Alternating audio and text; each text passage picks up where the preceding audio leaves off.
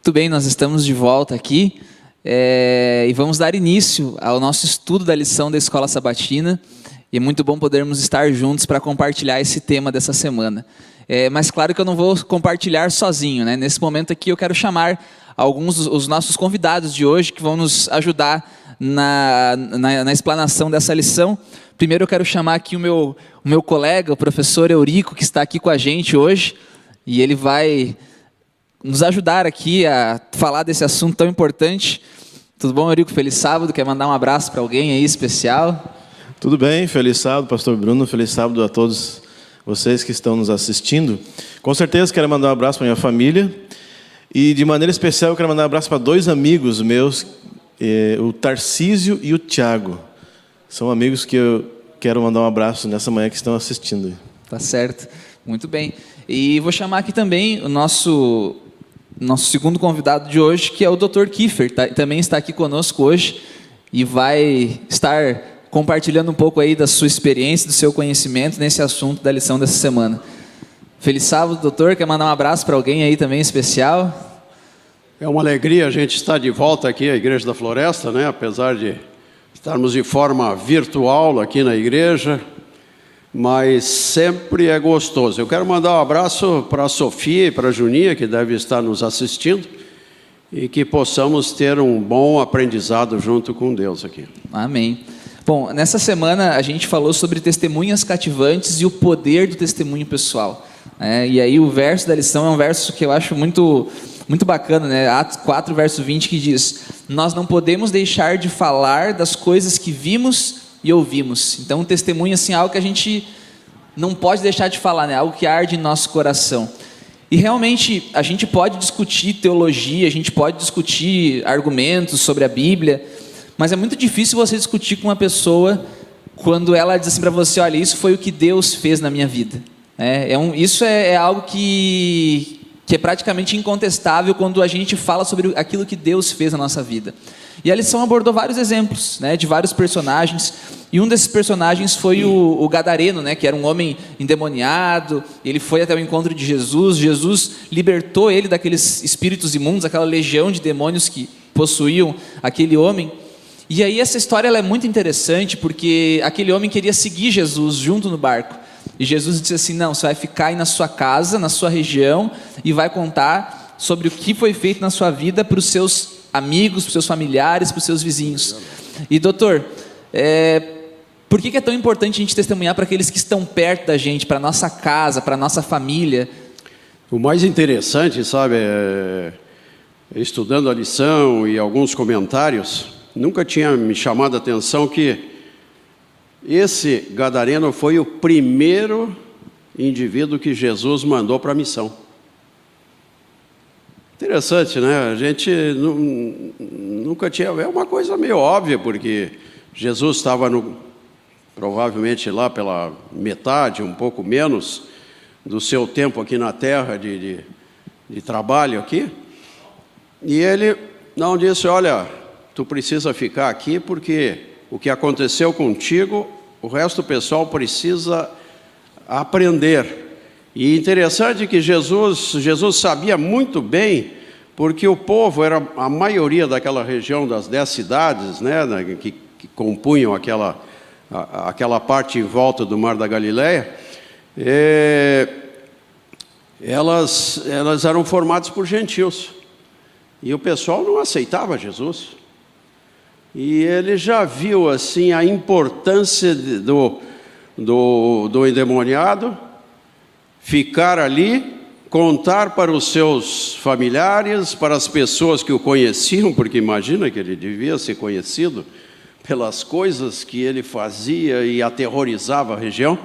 E Jesus voltou mais ou menos uns 10 meses depois lá, e o povo já estava receptivo para esperar esse Jesus que o gadareno estava falando durante 10 meses. Fantástico isso. Fantástico. Coisa maravilhosa. É interessante também notar, assim, existe um ditado bem comum pela sociedade, para as pessoas, pelo povo, até nas igrejas também, que diz assim: o santo de casa não faz milagres. Sim.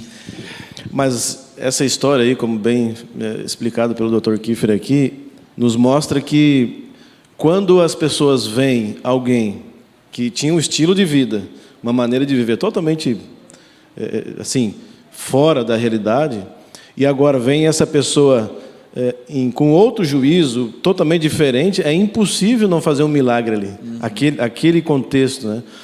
Então, realmente, quando as pessoas veem essa transformação, essa mudança, milagres vão acontecer.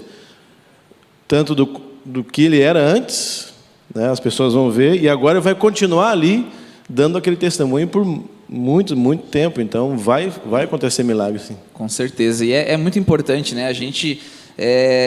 eu vejo assim, se nós não conseguimos dar um bom testemunho dentro da nossa casa, dentro do nosso lar, vai ser muito difícil a gente conseguir estender esse testemunho para a sociedade, para outras pessoas, né? Então a importância, e esse homem ele provou ali para as pessoas que o conheciam que a vida dele havia sido transformada por Jesus. Mas Eurico, a gente sabe que o evangelho é uma boa notícia, né? Que precisa ser compartilhada. E a lição, ela falou muito sobre essa importância da gente demonstrar para as pessoas uma vida transformada pelo evangelho, né? Mas além de viver o evangelho, é importante também eu anunciar, sabe, através de palavras, falar para as pessoas de Jesus, contando o que ele fez e faz pela humanidade, ou eu não preciso de palavras, não preciso falar, eu só preciso viver. Será que as duas coisas são importantes aí? Sim, a palavra, ela é muito importante, o que você fala, você diz. Veja, hoje na era das fake news, tem muitas fake news por aí, precisamos falar a verdade, falar o que é verdade. E se nós formos analisar, multidões, milhares de pessoas seguem bons pregadores. Pela influência da pessoa falar bem, né, de ter uma boa eloquência, de saber colocar a voz, do que falar, em que momento falar. Então, pessoas, elas seguem bons pregadores. E nós precisamos, nessa era em que muitas coisas são faladas por aí, sermos bons pregadores da palavra. Isso é fundamental. O que você diz, como você diz e quando você diz. Isso é importante, faz toda a diferença. E o importante, né, que o que a gente faz e o que a gente diz ande junto ali, né? Tem que ser parecido, né? Então, assim, eu preciso falar, não só viver. E justamente o que o Dr. Keith falou é fundamental. Eu falar aquilo que eu vivo. Por exemplo, tem momentos que às vezes a gente não sabe o que dizer, como falar, mas Paulo, lá escrevendo a Timóteo, na segunda carta, capítulo 4, verso 2, ele diz assim, olha, Timóteo, insta, prega, fala, quer seja oportuno, quer não seja, enfim, aonde você estiver, esteja falando, fale o que precisa ser dito, porque muitas vezes nós estamos falando, conversando com as pessoas, coisas que nem precisa ser falado, e não tem importância, não vai fazer diferença nenhuma na vida, muitas vezes, das pessoas. Agora, nessa questão do testemunho pessoal, aquilo que você vai falar é importante. Eu estive em São Paulo, comportando no litoral paulista, fazendo um trabalho uma época, há uns anos atrás, e tinha uma pessoa, uma senhora, muito humilde, muito simples, na sua linguagem, na maneira de falar, não era muito eloquente, mas ela conseguia atingir um grande número de pessoas. Justamente por quê? Porque ela contava a verdade da vida dela. E ela falava aquilo que havia acontecido na vida dela para as pessoas. Ela não tinha um conhecimento, talvez, da ciência, da medicina, não tinha esse conhecimento, mas ela conhecia quem tinha feito a transformação na vida dela. E agora ela estava falando, e ela falava isso, e alcançava as pessoas. Então, ela falava realmente o que precisava ser falado. Então é fundamental nós não só vivermos, como você perguntou, nós falarmos, contarmos com as pessoas. Isso tem que ser constante, todos os dias, onde nós estivermos, com quem falarmos. E agora é um grande desafio, nesse isolamento que nós estamos vivendo, é um grande desafio nós conversarmos pessoalmente com as pessoas. Mas a tecnologia nos ajuda. Eu até estava pensando outro dia, se isso acontecesse, se esse isolamento acontecesse, há uns 30 anos atrás, não teria como nós entrarmos em contato com as pessoas, a não ser pelo telefone, que era uma situação bem complicada há 30 anos atrás, né? Mas hoje é um desafio nós falarmos, mas a tecnologia está nos ajudando. E como eu disse, na era da fake news, muitas fake news são compartilhadas e compartilhadas e compartilhadas. E por que nós não podemos falar e compartilhar um pouco da verdade? Daquilo que Deus, né, fez e faz na nossa vida, né? E isso que tu falaste, Eurico, é muito importante, porque às vezes a gente sabe da importância, né, de viver uma vida que vá de acordo com aquilo que a gente acredita, porque senão nós vamos estar cometendo o pecado da hipocrisia, né, de falar algo, mas não viver aquilo. Mas às vezes a gente também pode se esconder e não querer falar nada. Não, o importante é eu ser uma pessoa do bem, eu ser uma pessoa boa, mas eu não preciso falar para outras pessoas sobre aquilo que eu acredito. E aí a gente vive como se fosse assim, um agente secreto, né? Que eu sou cristão, mas ninguém sabe. Eu moro no meu bairro ali, meus vizinhos de 10, 15 anos, ninguém sabe que eu sou crente, mas sabe que eu sou gente boa. Mas é importante a gente mostrar e aproveitar que nós vivemos num país que existe essa liberdade religiosa. Talvez se a gente vivesse aí num país de janela 1040, né, que seja, talvez até essa estratégia valeria, mas não é o nosso caso. A gente pode falar e a gente deve falar, né? Mas Dr. Kiefer, uma outra pergunta que eu gostaria de fazer é o seguinte: qual que é o poder do testemunho de uma pessoa que teve a sua vida transformada por Jesus? Zé, eu fiquei pensando nessa lição aqui, e essa semana eu assisti uma pregação do pastor Bulhon, que ele conta uma história de transformação e que foi marcante. Eu gostaria de dividir aqui com vocês e o pessoal que está nos assistindo. Quem sabe alguns já tenham até visto esse sermão, mas ele recebeu, o pastor Bulhon recebeu um e-mail da pessoa, ele nem sabia que as coisas estavam acontecendo, mas a história é o seguinte: um ateu, que se dizia ateu, casou com uma adventista. Umas coisas começaram meio erradas ali, né? Mas aquela paixão, aqueles momentos que atrapalham assim a visão mental das pessoas, né? E acabaram casando, e pouco tempo depois, passando a paixão do momento, eles começaram a ter dificuldades no casamento, e o ateu mudou todo o seu discurso para ela, dizendo: olha, agora tu não vai trabalhar. Ela tinha se formado como médica, tinha aquele sonho de atender as pessoas. Não, tu não vai trabalhar. E esse negócio de igreja, tu também não vai precisar ir lá na igreja, porque isso é bobagem, né?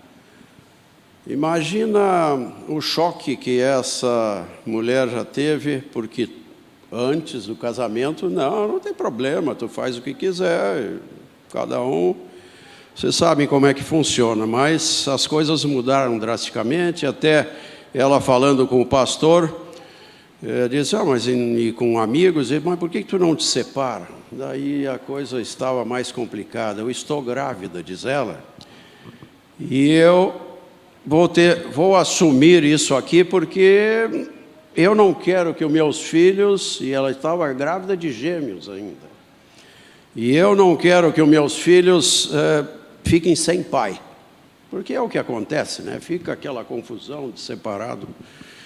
E ela teve assim uma situação muito terrível durante 12 anos. No tempo que o marido deixava, ela ia na igreja. Quando ele não queria, ela não podia ir na igreja, proibia. Chegou um momento que as crianças tinham 12 anos e elas resolveram, por influência da mãe, e as poucas vezes que podiam ir na igreja, elas resolveram se batizar e dizer: pai, nós falaram para a mãe assim: nós gostaríamos que o pai fosse. Vocês falem lá, porque o que eu falar não vai adiantar nada. Mas o pai permitiu que ele se batizasse, mas olha, esse negócio de religião é coisa de mulher. Vocês já ouviram isso também? Eu já ouvi várias vezes. E seguiu aquela situação. Um pouco tempo depois, o marido tinha ido lá para o quarto e a esposa demorava para ir lá para dormir. E ele resolveu dizer, onde é que será que ela está? E ele foi procurando e tal, ele encontrou ela lá no computador, vendo um sermão do pastor Bulhon. Ele chegou por trás, assistiu um pouquinho só para entender o que era, mas ficou tão brabo, pegou aquele computador, jogou no chão, quebrou tudo, agrediu a esposa com palavrões, com tapas, de tudo quanto é jeito. Essa era a situação que a mulher decidiu aceitar para que os filhos tivessem o pai muito perto, né? Mas as coisas, a história é impressionante. Esse cara era terrivelmente mal com os funcionários, ele tinha várias empresas, especialmente uma onde ele atendia, tinha 120 funcionários, ele era muito mal, os funcionários que errassem numa coisinha, já era despedido na hora, podia clamar para ele, para que ele tivesse clemência, e porque ele precisava, a pessoa precisava daquele emprego, ele não dava a mínima satisfação, ele aparecia lá na empresa, todo mundo ficava assim numa tensão incrível, porque não conseguia nem trabalhar direito. Imagina, toda essa coisa. E passaram-se alguns meses, não muitos, a igreja fez um programa de um sábado, uma saída assim no campo, né? Fez a programação, e ele permitiu que a esposa e as crianças fossem nessa programação.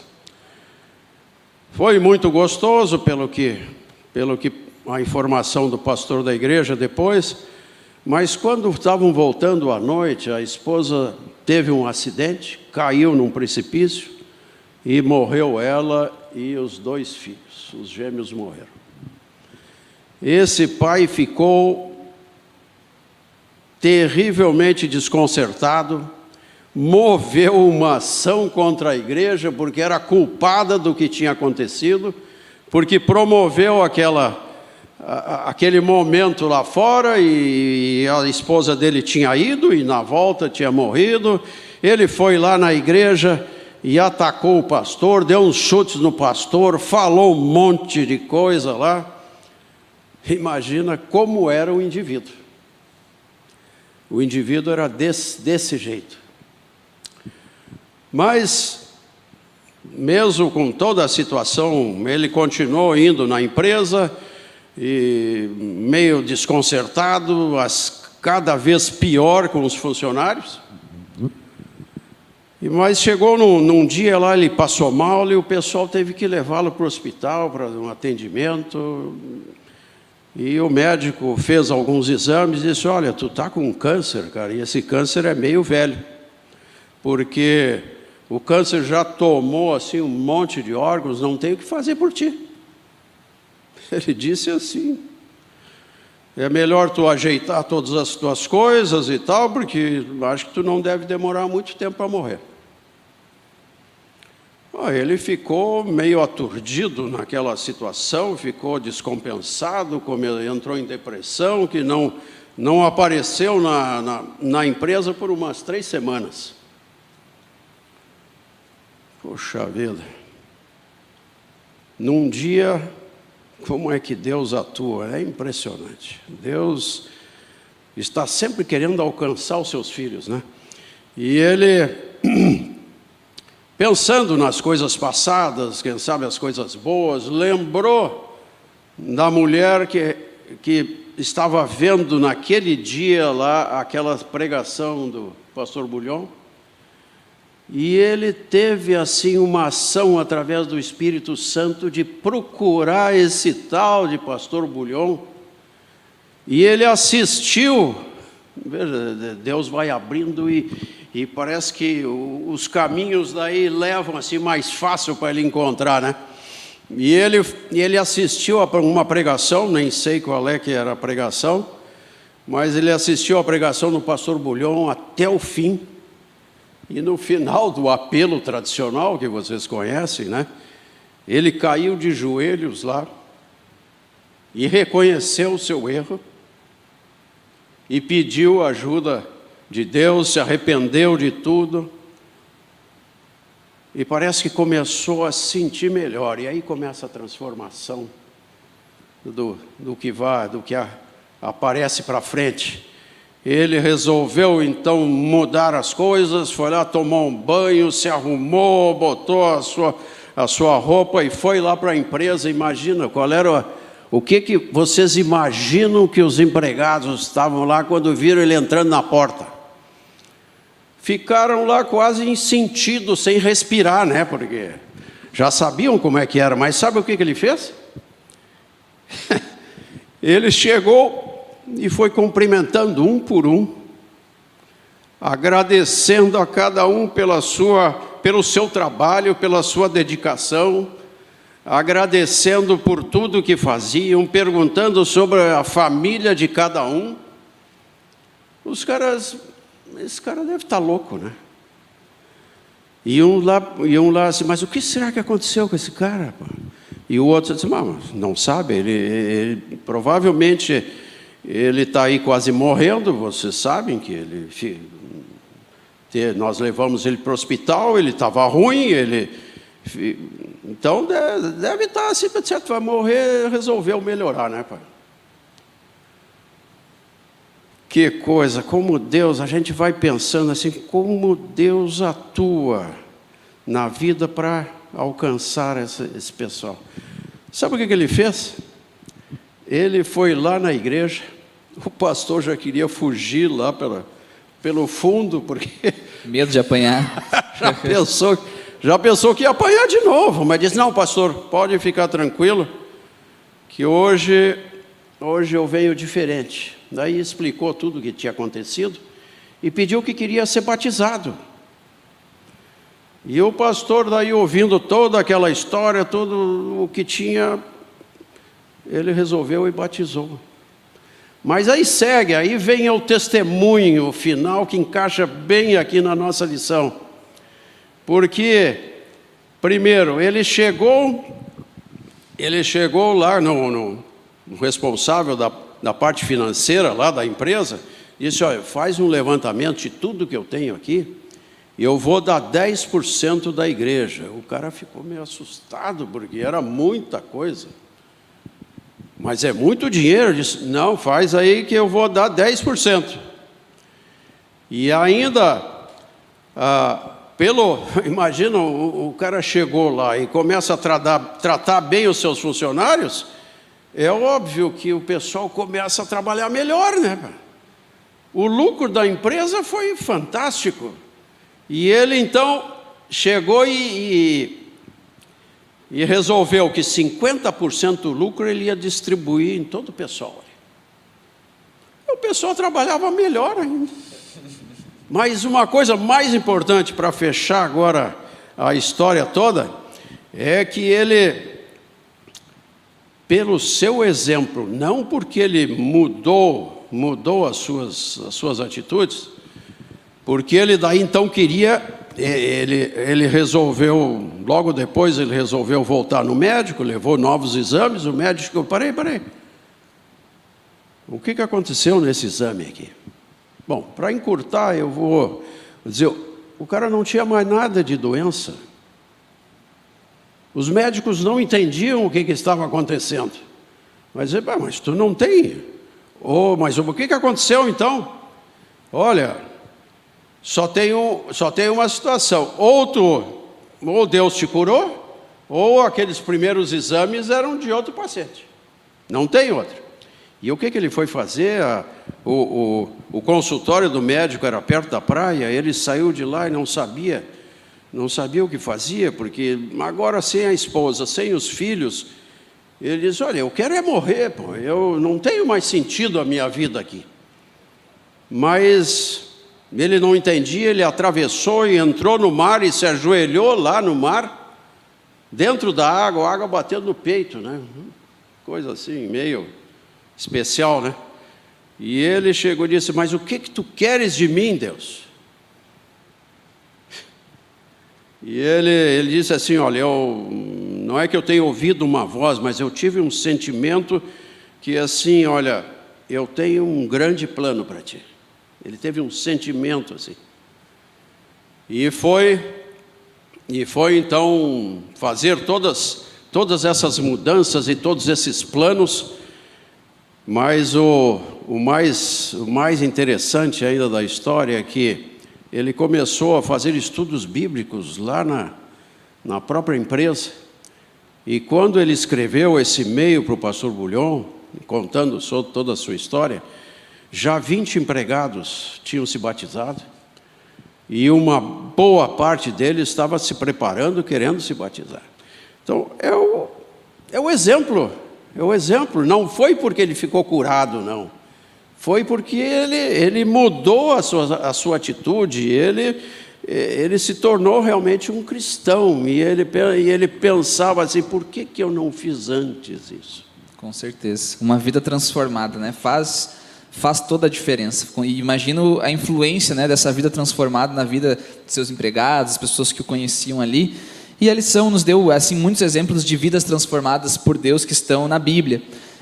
Mas eu queria perguntar aqui para o Eurico a seguinte pergunta: qual é a diferença que faz a gente ter uma experiência diária de conversão?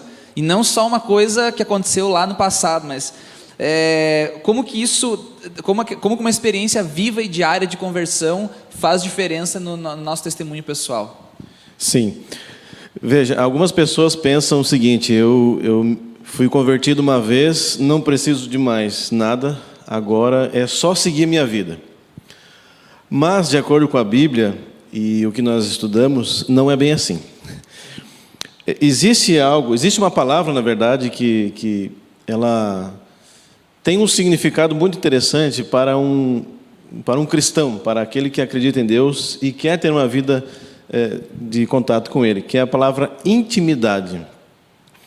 A intimidade, ela é fundamental para mim, para nós aqui, para você que está assistindo, é fundamental para nós vivermos uma vida feliz ao lado de Deus.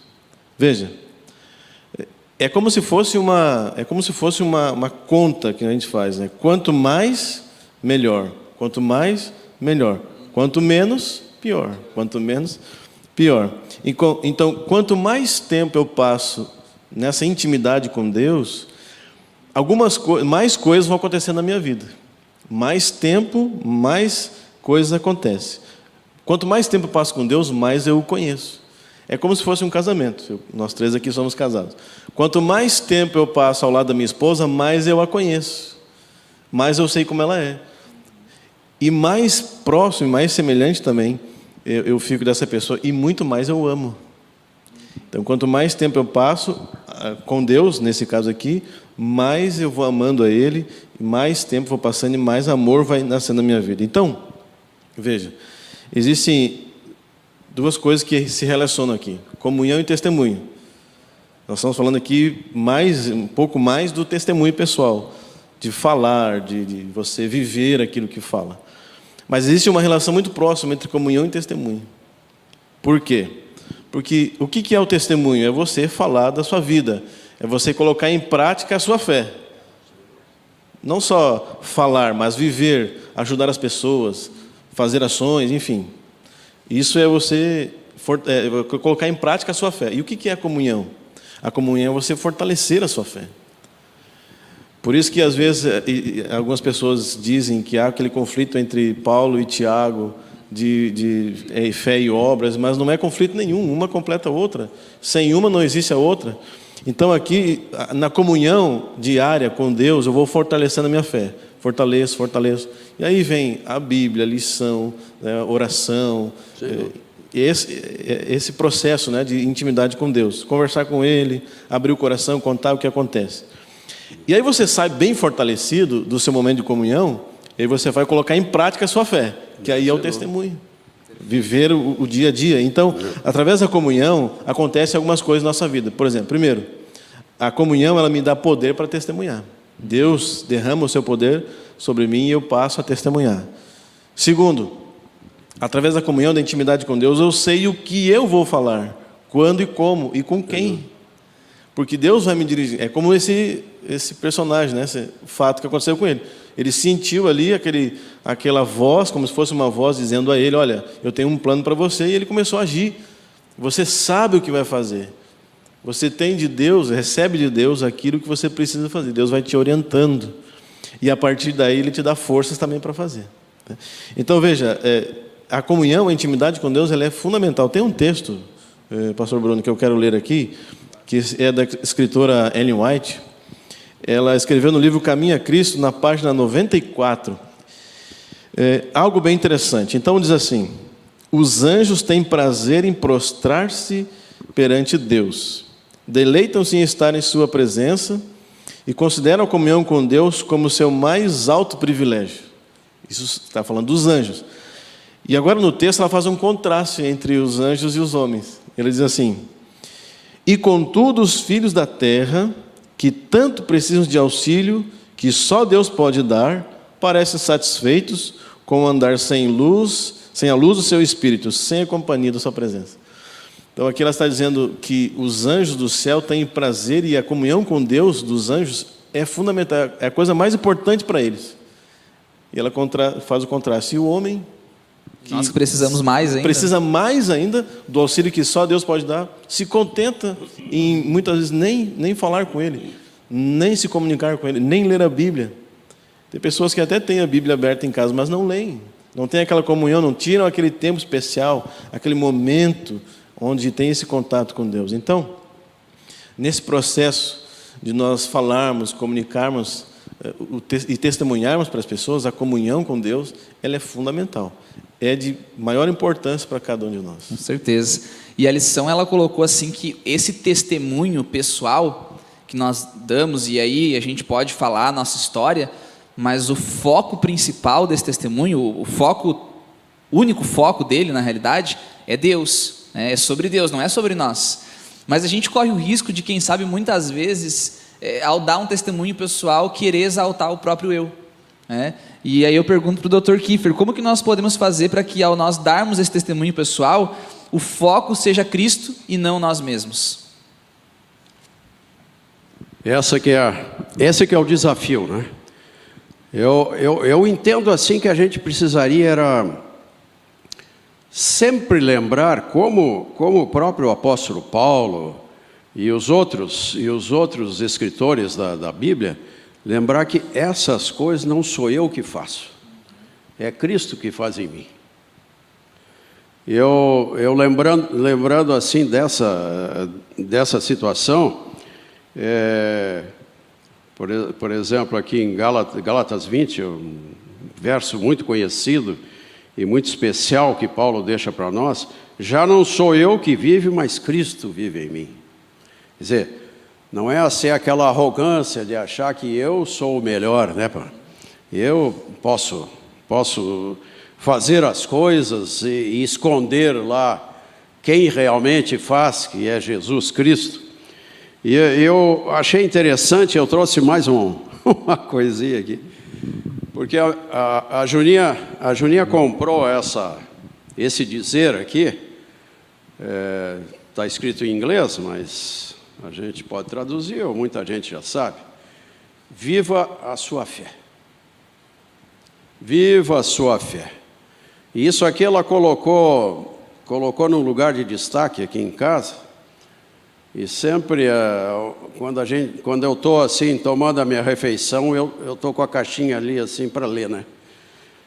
E é isso que eu acho que a gente precisa, quem sabe todos nós precisaríamos ter uns lembretes, né? Eu me lembro assim dos cursos Deixar de Fumar, que a gente começa com os cursos Deixar de Fumar, para eles colocarem uma frase: decidi deixar de fumar. E colocar em tudo quanto é canto para não esquecer. E quem sabe isso aqui também a gente precisaria colocar assim no espelho do banheiro, na mesa, no escritório, na carteira, botar um dizer desse, né? Para a gente não esquecer. Viva a sua fé. Faça a diferença para os outros.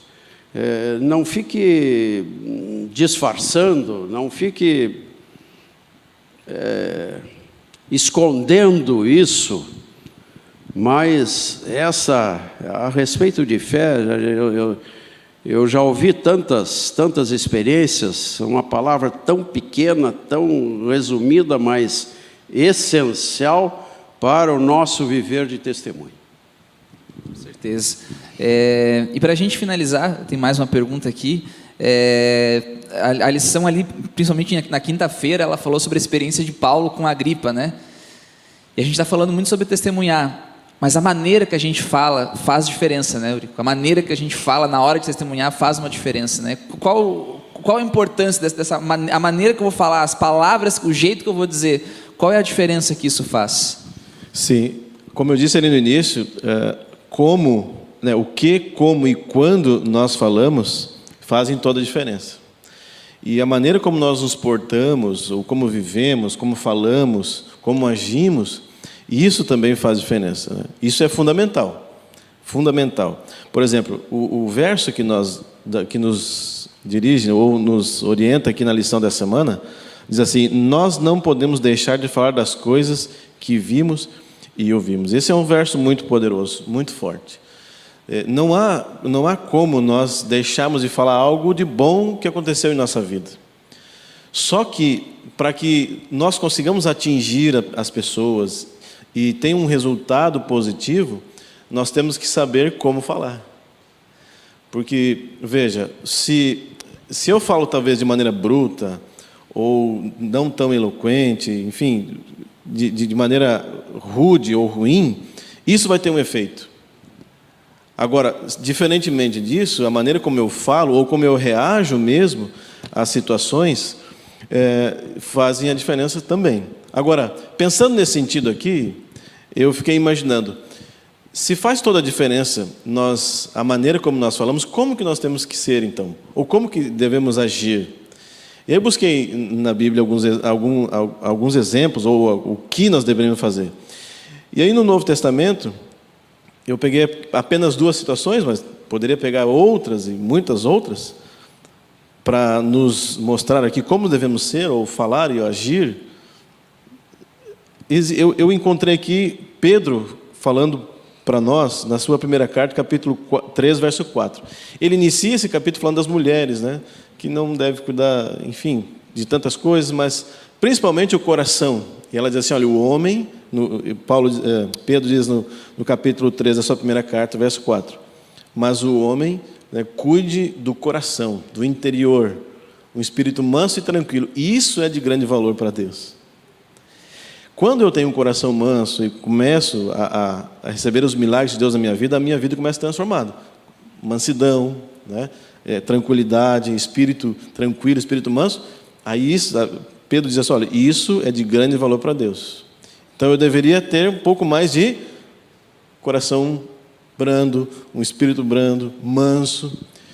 E aí eu fui para outro texto, Jesus, para outro personagem, né? Jesus. No seu Sermão da Montanha, ele fala algumas coisas que nós deveríamos ser, a maneira como nós deveríamos agir. E ele diz lá em Mateus capítulo 5, todo o capítulo fala das bem-aventuranças. E ele diz, olha, os humildes, né? Sejam humildes.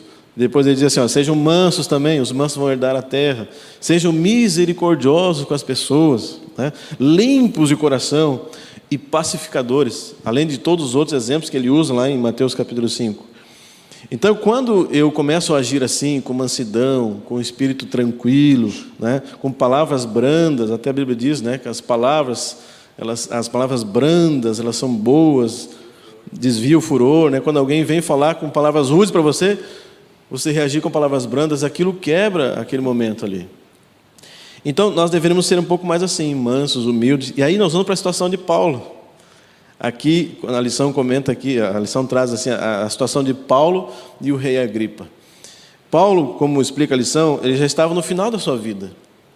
E Paulo começa a falar para esse rei, o rei Agripa, aqui, no Atos, ali no finalzinho do livro, praticamente ali no capítulo 26, ele começa a conversar com esse rei, e a maneira como ele vai falando, a maneira como ele vai conduzindo o diálogo, conduzindo o testemunho, conduzindo a conversa, no finalzinho, até o rei fala assim, olha, quase que você me conquistou, quase que me convenceu a ser cristão. Mas ali, naquele momento, Paulo, ele já havia passado muitas coisas na sua vida. E o início da vida de Paulo era um início muito complicado. E ele explica isso aí para o rei. Olha, eu fui perseguidor, eu matei pessoas, eu fiz e aconteci. Mas agora eu sou diferente. Eu fui transformado por Cristo, agora eu sou manso, eu sou tranquilo e tudo mais. E faz um contraste com a vida do rei Agripa. Ele começou, Paulo diz assim, olha, você conhece os judeus, você já deve saber tudo isso, né? Você já teve uma vida lá no passado, uma vida mais simples, uma vida mais humilde, mas agora você não é mais assim. E aí a lição até mostra, né, que ele era crítico, era cético, era rude, era, né, indiferente a qualquer situação, totalmente diferente de Paulo. Então, ali, nesse momento, Paulo, com a sua, de perseguidor a humilde, ele consegue testemunhar da sua fé para aquele rei que era de humilde passou a ser perseguidor. Então, esse testemunho, a maneira como eu falo, né, nesse testemunho, como eu falo, se eu sou manso ou se eu não sou manso, se eu sou humilde ou não, faz toda a diferença. Então, o que eu e você temos que ser diferentes. Para quê? Para que o nosso testemunho consiga alcançar de maneira calma, de maneira tranquila, né? E aí sim nós vamos conseguir atingir as pessoas com sucesso. Amém. E que, diante de tudo isso que a gente falou, né, nós nos sintamos desafiados a testemunhar, para que assim como os apóstolos, né, deixaram registrado ali na Bíblia, em Atos 4, verso 20, que também a gente não consiga viver sem deixar de falar das coisas que nós vimos e nós ouvimos, e aquilo que Deus fez na nossa vida. E eu quero encerrar esse momento orando com você que está aí em casa, para que Deus ele possa nos motivar a cada vez mais testemunhar do seu amor. Vamos orar? Querido Deus e Pai, agradecemos a Ti por podermos juntos compartilhar esses momentos e sermos desafiados a falar para outras pessoas e viver aquilo que o Senhor fez em nossa vida através da obra de Jesus Cristo, do poder do Evangelho. Nos ajuda, ó Deus, a sermos Tuas testemunhas aqui nessa terra, que nós não consigamos viver sem testemunhar, e que o Senhor nos capacite para essa obra. Permaneça conosco agora, nos guiando durante o restante desse culto. É o que nós pedimos e agradecemos em nome de Jesus. Amém. Amém.